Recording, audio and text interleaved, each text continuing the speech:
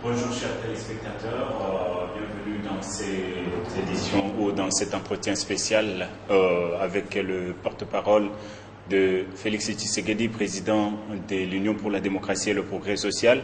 Nous recevons sur ce plateau Abraham Lwakabonga. Monsieur Abraham, bonjour. Bonjour. Depuis hier, la liste est actualisée des partis politiques en République démocratique du Congo qui vont compétir aux prochaines élections générales a été publiée au journal officiel. Sur cette liste, on trouve 4 UDPS, notamment l'UDPS Tshisekedi, l'UDPS Kibasa, l'UDPS Rénové Moubake et l'UDPS Bruno Tshibala.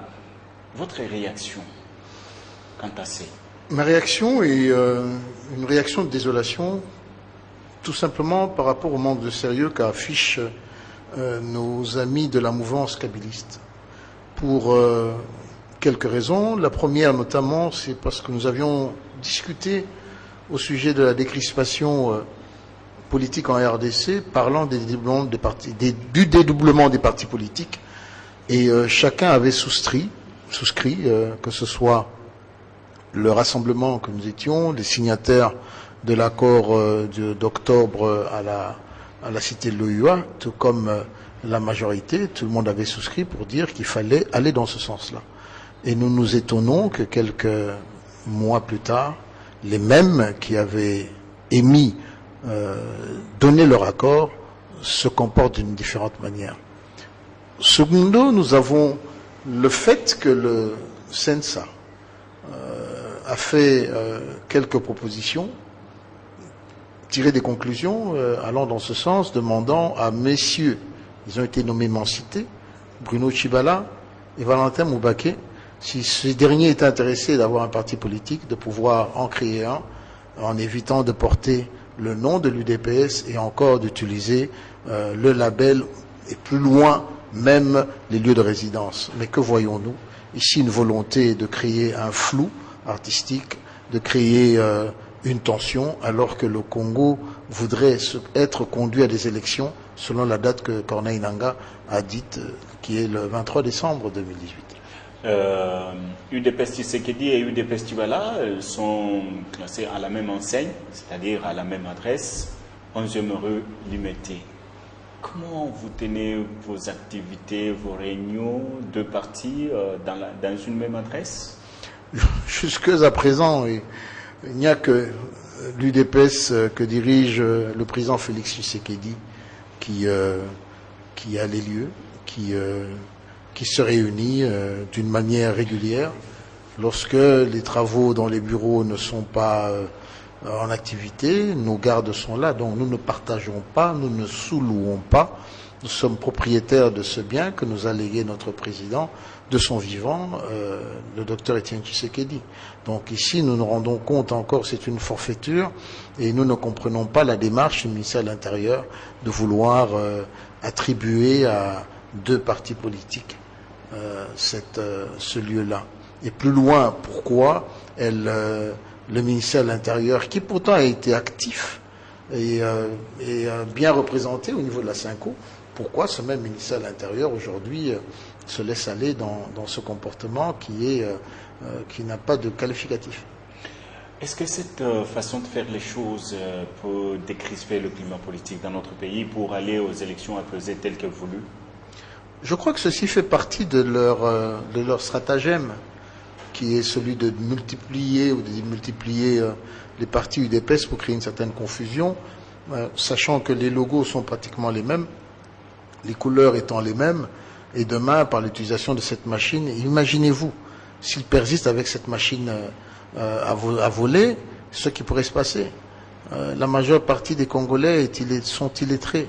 qu'est-ce qu'ils verront? Juste une effigie avec le même nom en se disant oui, c'est l'UDPS, et ils vont appuyer sur un bouton ou sur un écran. C'est pour ça que nous fustigeons et nous nous battrons jusqu'à la dernière énergie pour que les élections se tiennent en temps voulu, mais sans cette machine.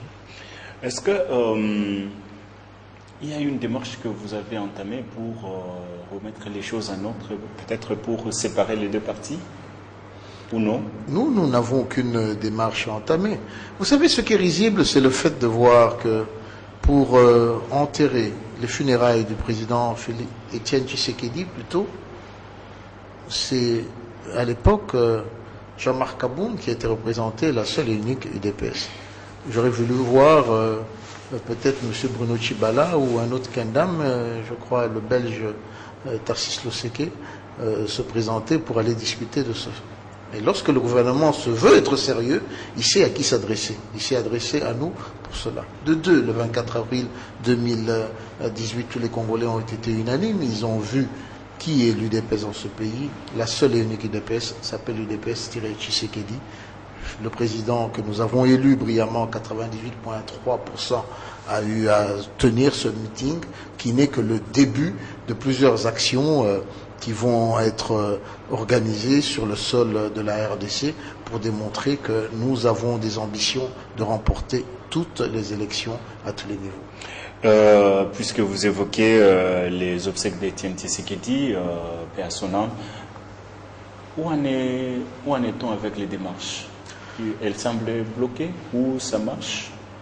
Écoutez, nous nous sommes retrouvés avec nos partenaires, je peux dire, dans cette démarche, c'est-à-dire les représentants du gouvernement, pratiquement 10 mois après la signature du premier communiqué conjoint qu'il a été en juillet 2017. Tous les Congolais ont à l'image Maman Marthe, la veuve, passant sur une chaîne de télévision internationale, se plaignant du fait qu'il y avait de l'inanisme, qu'elle sentait de l'immobilisme et surtout une mauvaise volonté des membres du gouvernement ou du pouvoir kabiliste de pouvoir enterrer son époux, notre président. Nous sommes revenus à la charge il y a environ 6 semaines. Un autre communiqué a été signé et il semblerait que la volonté serait manifestée du côté de cette majorité de pouvoir enterrer Étienne Tshisekedi. Le gouvernement s'est engagé à apporter des fonds, à construire le mausolée, mais également à disponibiliser d'un avion pour que la famille puisse, la grande famille Tshisekedi, puisse rentrer, accompagner le corps. Jusqu'à présent, nous n'avons pas encore vu une seule bêche dans le sol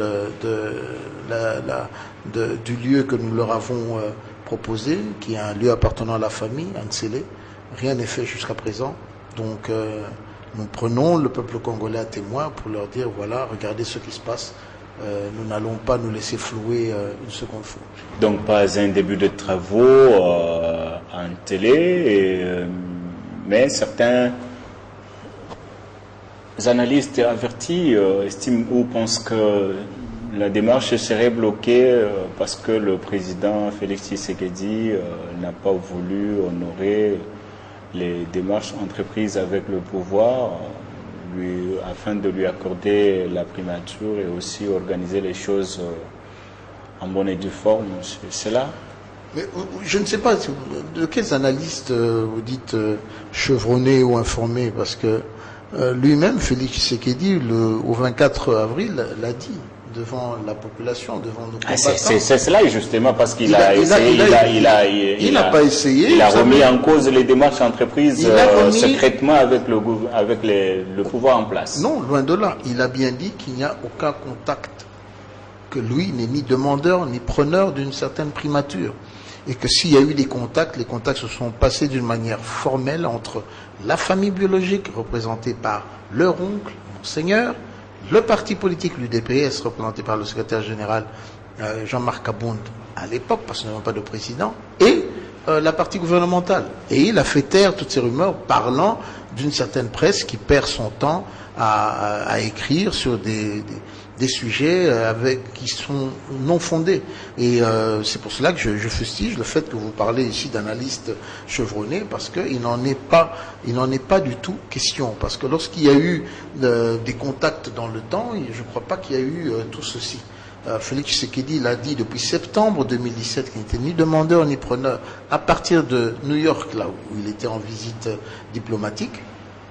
Il est revenu, il est resté invariable sur le sujet. Donc ici, nous devons comprendre que c'est vrai, la non-application intégrale de l'accord souffre, et souffre pas de notre volonté, mais c'est de la volonté du pouvoir qui a eu l'occasion de pouvoir amener ce pays sur les rails d'une véritable démocratie au travers des élections fin décembre 2017, mais malheureusement, nous ne sommes pas là.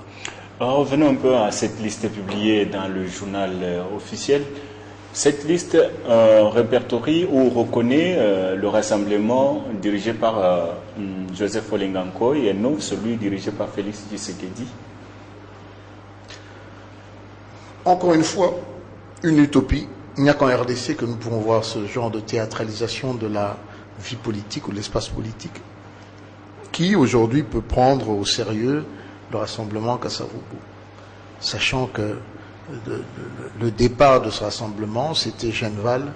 Nous en connaissons les signataires, nous en connaissons les membres du Conseil de sages et d'autres. Certains nous ont quittés par leurs âmes, mais le lieu du rassemblement, sa résidence, bref, ses armoiries, nous tous savons d'où cela est parti. Aujourd'hui, que ceux, parce qu'ils contrôlent l'appareil tant gouvernemental que la sécurité ou la justice, ils peuvent tout se permettre, mais sachons que demain, lorsque le Congo sera un état de droit, ce genre de situation, nous ne le verrons plus, ce genre de plaisanterie, si je peux l'appeler. Au titre du fichier électoral en cours, vous avez envoyé un délégué, alors que le président Félix Tshisekedi estimait ou exprimait son pessimisme quant à la tenue des élections cette année. Vous y croyez maintenant ? Non, nous ne voudrions pas être taxés demain de champions de la chaise vide. Nous ne le ferons pas. Je crois que nous avons une responsabilité par rapport à notre peuple qui a porté ses espoirs sur M. Félix Tshisekedi. Et il est important parce que nous sommes à la recherche de l'installation de la démocratie dans ce pays. Raison pour laquelle nous nous sommes retrouvés à la Cinco. Raison pour laquelle nous avions discuté longtemps, que nous avons même remis en selle Joseph Kabila, dont le mandat s'arrêtait au 19 décembre 2016. C'est une chose qu'on ne devrait jamais oublier. C'est au travers de ces accords qu'il s'est retrouvé aujourd'hui président de la République. Donc, nous disons fondamentalement, parce que nous voulons que la RDC soit conduite vers des élections à tous les niveaux et que le peuple choisisse les hommes et les femmes qui pourraient le représenter valablement. Donc nous estimons qu'à ce stade-ci, il est important que nous puissions aller voir ce qui se passe au niveau de ce serveur. Ce n'est pas tout. Également, nous avions déposé nos 40 questions lorsque nous avions été avec une forte délégation à la CENI. Rappelez-vous, il y a environ 60 jours, nous avons été à cette CENI, nous avons déposé un questionnaire de 40 questions, des questions techniques auxquelles nous attendons toujours les réponses aujourd'hui. Ces questions ont été diffusées partout dans la presse, dans les réseaux sociaux, pour que les Congolais sachent que nous sommes soucieux, qu'on nous dise, qu'on ne nous taxe pas d'un parti politique qui veut faire la chaise vide. Non, cette fois-ci, nous croyons, nous voulons que ce pays avance, pas à coups d'armes, pas par des coups d'État, mais que ce pays avance au travers d'un choix qui viendrait du peuple, qui est l'expression de la démocratie. Merci, chers téléspectateurs. Je rappelle que nous recevions sur ce plateau, dans cet entretien spécial, Abraham Lwakabwanga. Il est porte-parole du président Félix Tshisekedi, président de l'Union pour la démocratie et le progrès social. Merci beaucoup, monsieur Abraham, d'avoir répondu à notre invitation. Et ce ne sera pas la toute dernière fois. Nous sommes à la disposition du peuple congolais. C'est moi qui vous remercie. Merci beaucoup pour vous qui allez suivre cet entretien dans votre magazine ou dans le magazine de Média Plus sur YouTube et puis sur le site internet mediaplusrdc.net. Merci beaucoup et à la prochaine.